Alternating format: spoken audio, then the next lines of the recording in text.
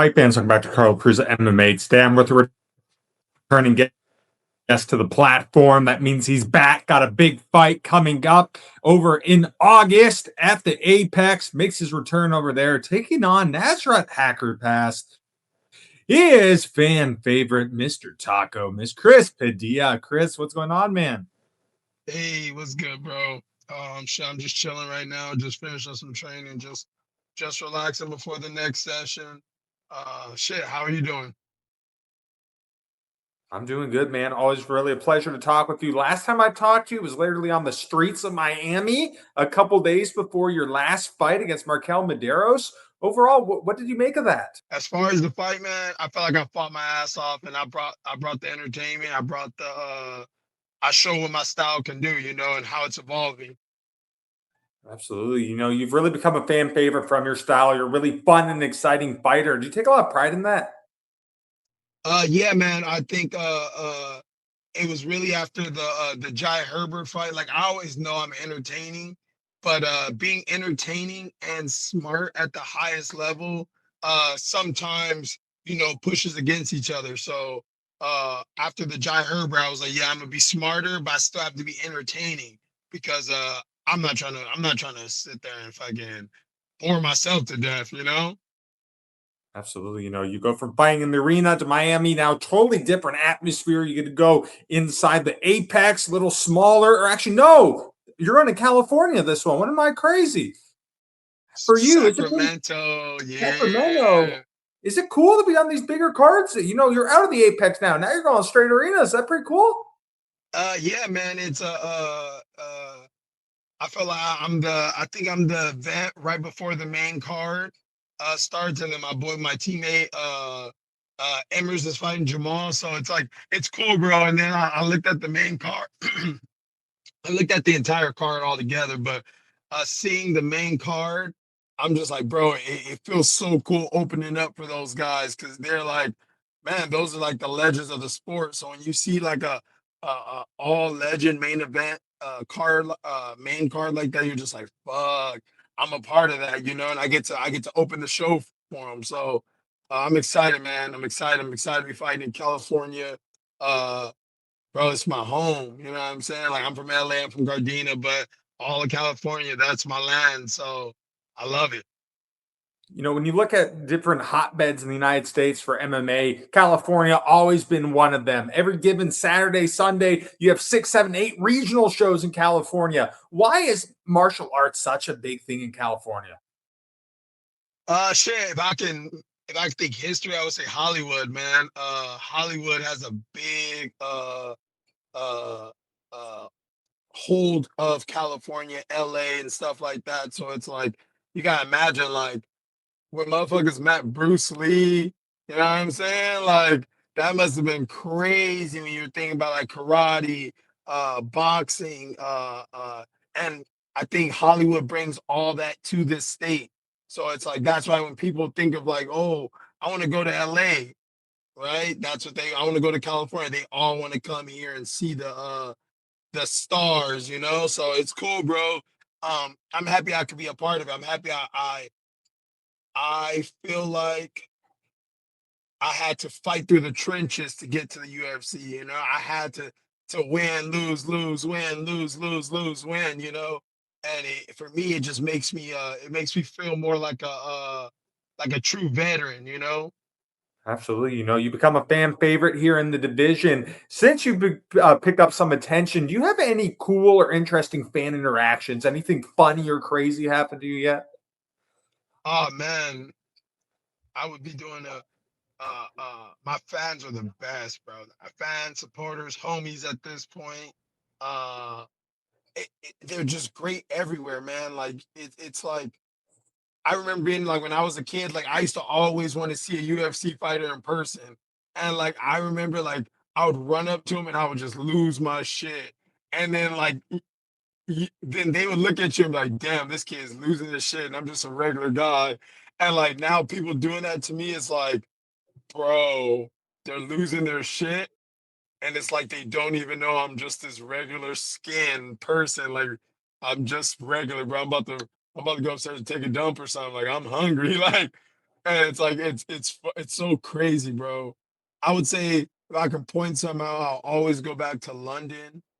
Um, just because I think in my opinion I'm still like a up and coming fighter, so I'm not really like I'm not a Yuri, I'm not like this giant superstar yet.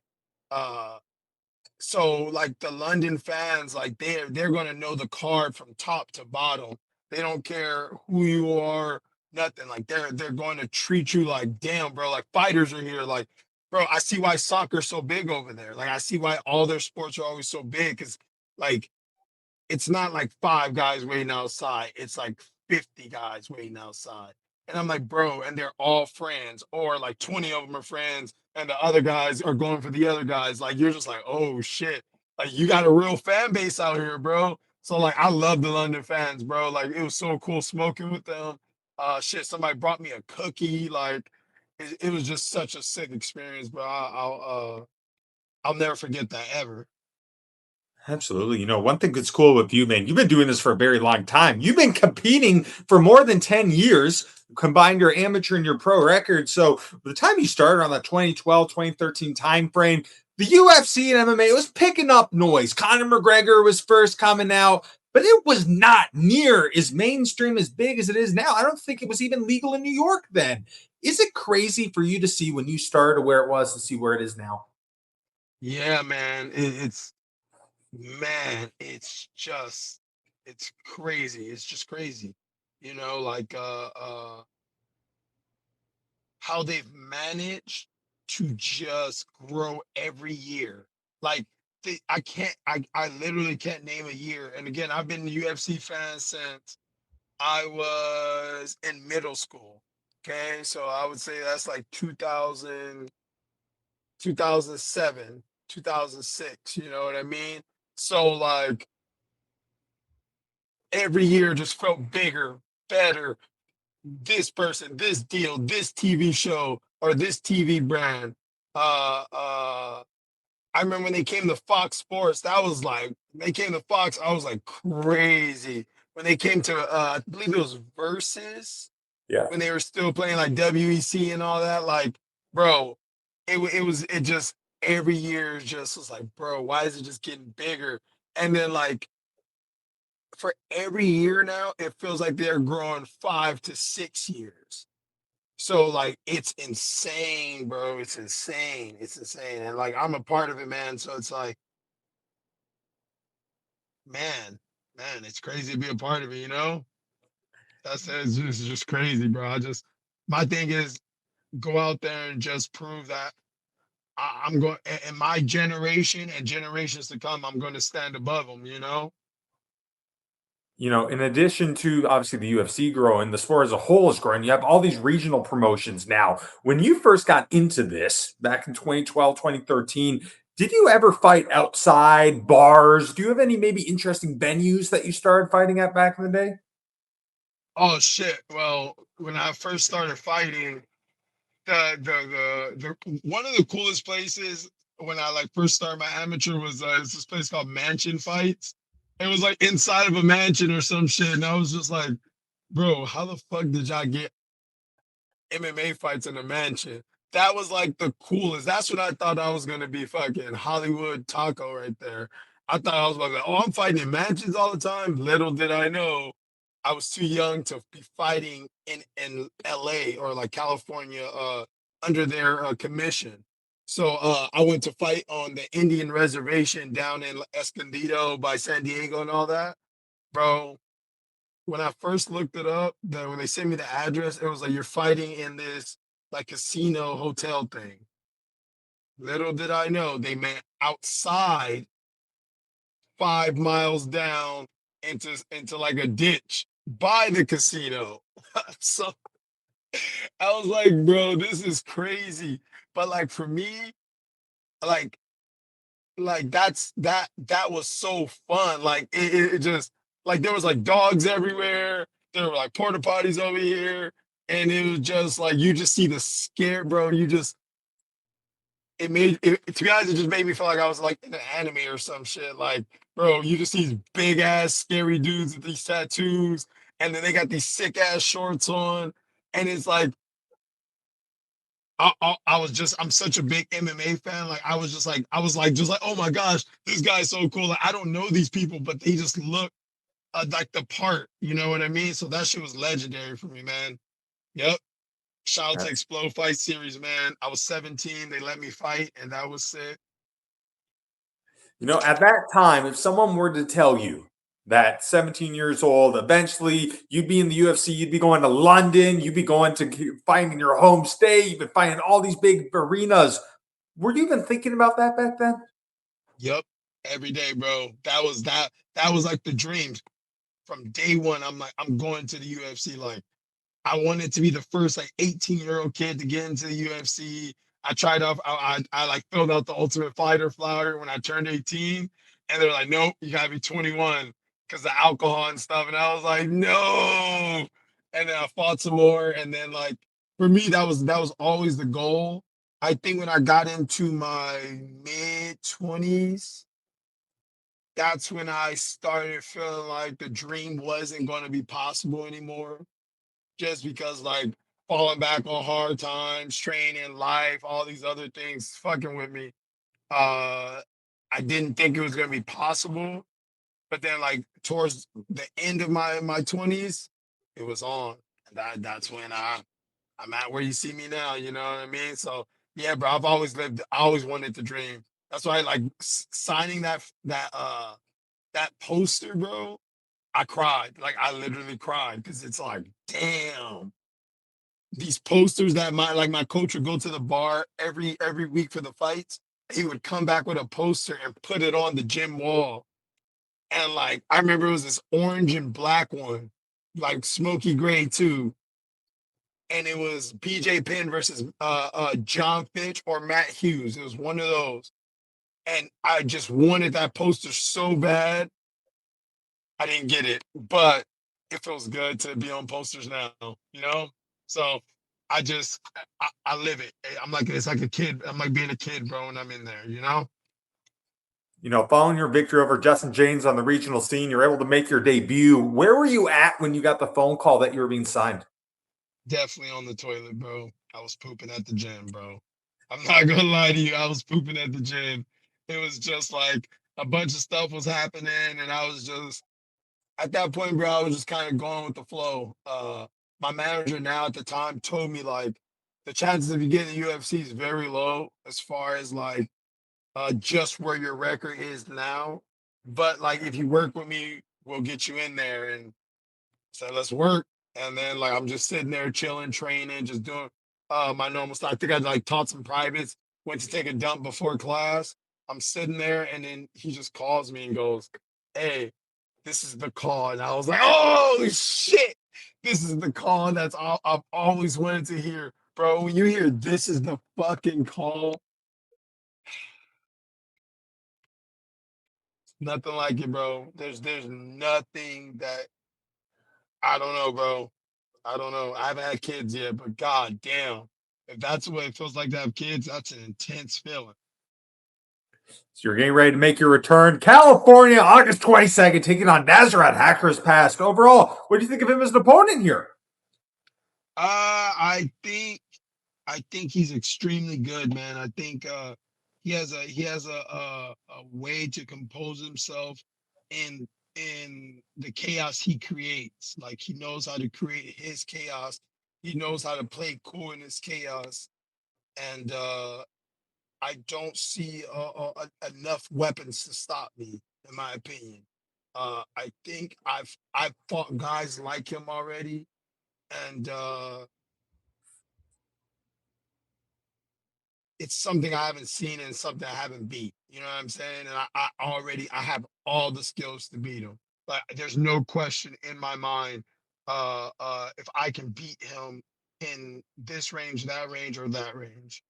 Um, so yeah, I'm coming to take him out, man. That's it. There's no other way. He has great cardio, but I'm gonna break him. Obviously, he's been in the UFC for quite a time now. I think it's his 16th fight in the UFC for this one. With a big win over him, do you think we're close to that top 15? You know what, man? I don't.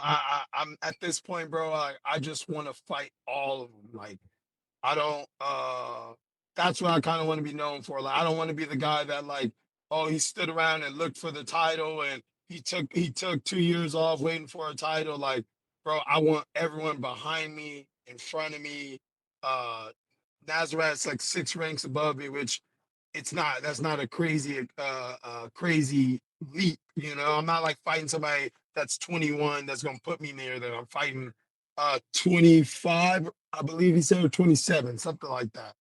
Uh, so I just want to fight everybody. Just give me whoever's next. Just because I feel like once I finally get to the belt, I want to be like I want to be like the guy that I already beat you. So this is our second fight. You know what I'm saying? So like you already gotta think about me. Oh shit, he beat me up that last time. Okay, I made it to the title. And guess who's holding the title? Or guess who you gotta fight to get to the title, you know? I want the part twos and part threes and the rematches and all that. That's my goal, you know? Absolutely. You're a very positive individual. Has that always come very normal? Has that always been the case with you? I would say yes and no. I feel like I'm more externally positive, but internally I was always like very like pessimistic. Like I never really see, I don't know, I just don't know, I see the brighter side of things sometimes, or a good amount of times. But like I realize it's helped me find the brighter side. You know what I'm saying? Like I don't need to just believe in empty positivity. You know what I mean? Like I know like if I'm gonna win, it's not just because I'm positive I'm gonna win.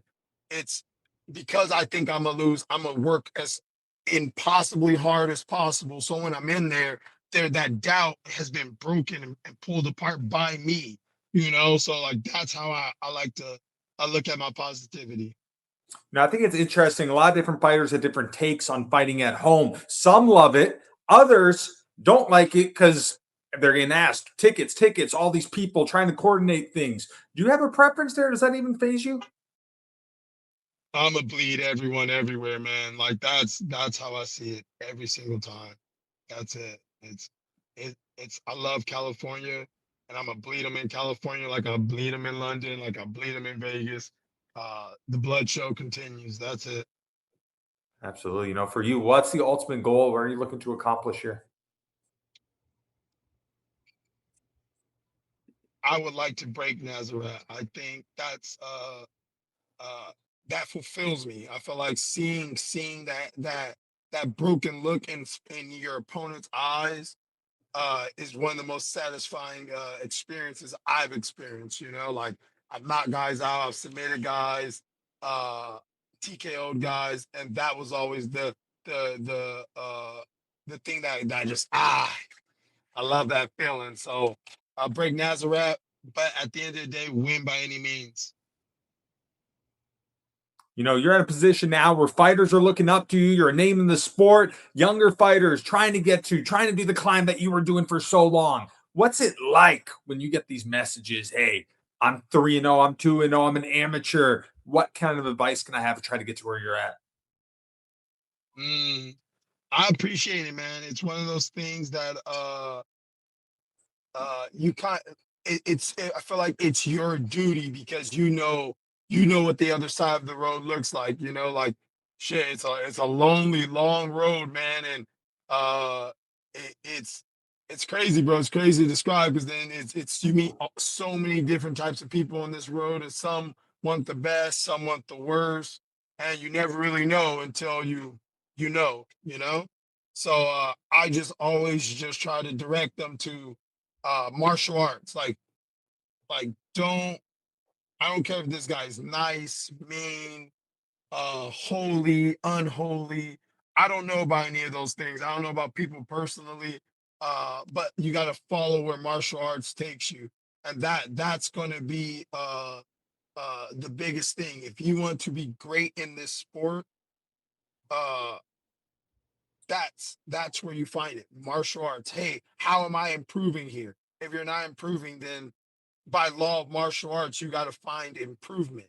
I don't know if that's you talking to your coach and you guys figuring it out. I don't know if that's you going to another gym, whatever that looks like, but just follow the law of martial arts and you will be great. No matter where, when, how, you will be great. Absolutely. How much fun are you having right now on this journey? Oh, bro, this is like I said, bro, I grew up watching anime, so to be a part of your own anime is always going to be a interesting thing, especially when your anime is like you get to test yourself as one of the greatest in the world. Like, there's no question. There's no question. Every time I step out there, I'm testing myself uh, at what they call the highest level. So it's great. It's great. I get to test my will, my soul, my body, my brain. Uh, Man, it just satisfies you at a very deep space, man. So I'm happy I could be a part of this. Absolutely. All right, last question for you, Taco. In a perfect world, what is the outcome August 22nd when you get to fight in your home state of California against Nasrat Haqparast? Brutality. That's it. Just brutality, bro. I'm I need to rip him apart. There's no other way that I like to win besides just ripping it all apart, bro. So leaving arms there, leg over there, head over there. I'm trying to chop the wood down, bro, and then just so it's all over. So yep. Absolutely. Fighting your home state, is this the perfect time for maybe a fight of the night bonus? Uh Violence of the night. That's all I'm asking for. Fight of the night. They can keep fight of the night. I'm bringing violence. So if he can withstand violence, we have fight of the night. But if he can't, that's it. He's gone. Absolutely. That's it for us today. Taco, man, thank you so much. Always really enjoyed talking with you. Can't wait to see you do your thing, my brother. Peace.